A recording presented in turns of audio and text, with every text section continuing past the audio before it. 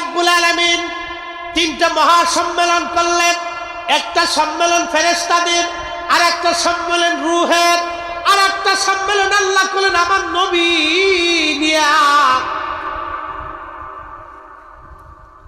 আল্লাহ তার নবীকে ডাক দেয়া বলেন, হাবিব আপনি স্মরণ করেন সেই দিনের কথা। আলমে মেসাকের জগতে সব নবীরা উপস্থিত ছিল, ওখানে আমরা ছিলাম না। 1,24,000 নবী। সহি ইবনু হিব্বানের সহি ভাষায় সহি সনদে আল্লাহর নবী বললেন, সৃষ্টির মধ্যে 1,24,000 নবী, 313 জন রাসূল, প্রসিদ্ধ 4 জন রাসূল, 4টা আসমানি কিতাব আসছে, একটা জবুর শরীফ, ইনজিল, তাওরাত এবং কোরআন শরীফ। নবী হলো 1,24,000 নবী। সমস্ত নবীর উপস্থিত। আল্লাহ ডাক দিলেন, হাবিব আপনি স্মরণ করেন সেই মহাসম্মেলনে আমি আল্লাহ পাক শুধুই মাত্র আপনি নবীকে কেন্দ্র করে সম্মেলন করলাম।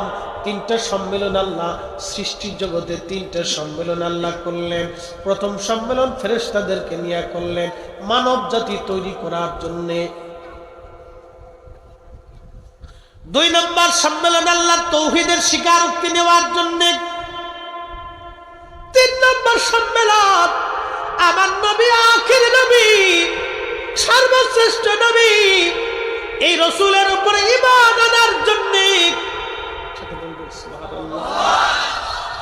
3 নম্বর মহাসম্মেলন আল্লাহ করলেন।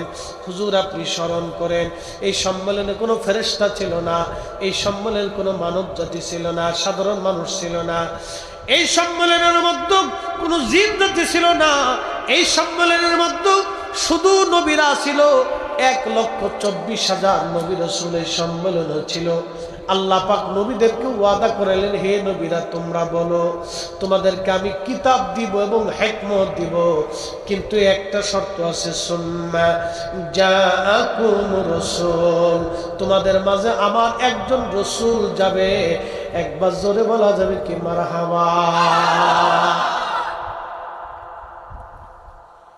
একজন রাসূল তোমাদের মাঝে যাবে।